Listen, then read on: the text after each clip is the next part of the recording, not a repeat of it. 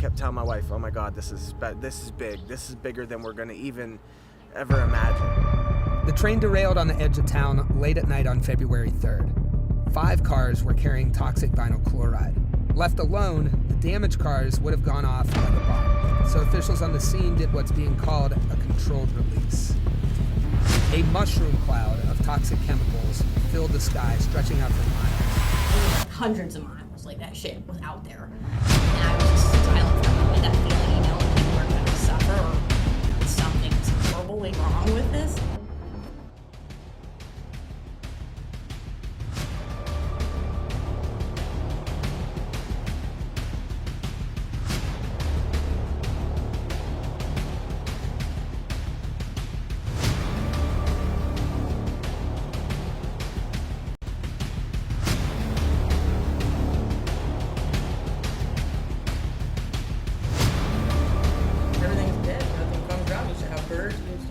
Here at Leslie Run, and there's dead worms and dead fish all throughout this water.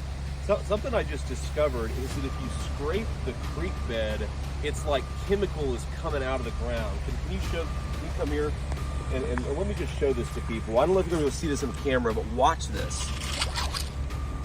Just see that chemical There's still pop people out of the creek. experiencing things when they go into town.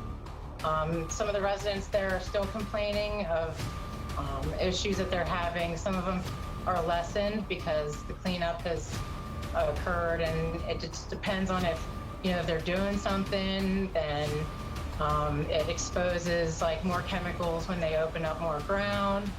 They start spraying the area with several different chemicals now to keep the smell down of the acrylates and things like that.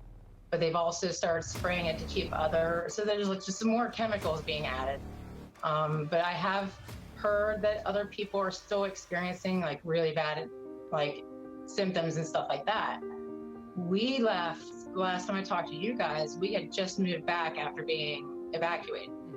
And then we stayed for 2 weeks, and we just had an overabundance amount of issues, from skin lesions to phlegm, rashes, and it was all when we were exposed downtown. Whenever we would go to use the car wash, I would help with the water drives, and the more we were exposed, the worse the issues. Found elevated levels of 9 pollutants that could be linked to serious long-term health risks.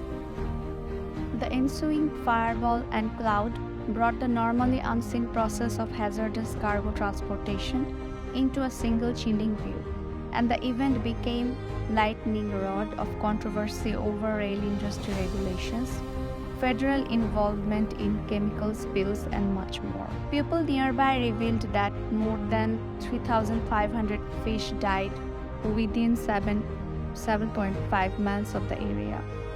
And there are a lot of other amphibians and birds.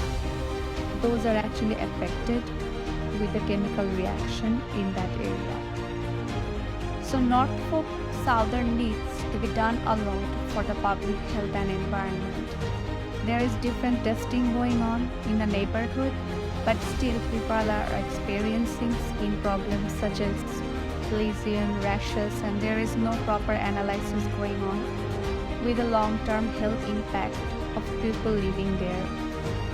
Some temporary solutions took place, suppose 2 water tanks, which are very giant, carbon aeration in the water, and water filtration. It is still a question for the people and environment. Are they living safely there? Is it safe to live in that specific neighborhood?